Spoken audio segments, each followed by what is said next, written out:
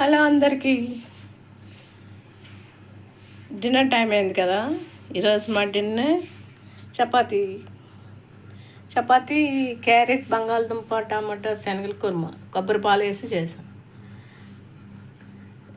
బంగాళదుంప, క్యారెట్, అక్కడక్కడ శనగలు, కొబ్బరి పాలు వేసి చేసాం. వచ్చిందా ఇంకా చపాతీ.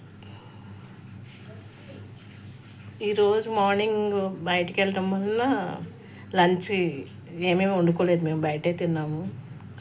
అందుకని బయట తిన్నాం కదా అని ఇంట్లో చపాతీ చేసి ఇలా కుర్మా చేసుకుంటాం. వెజిటబుల్స్ అన్నీ, ప్రోటీన్ అన్నీ ఉంటుంది.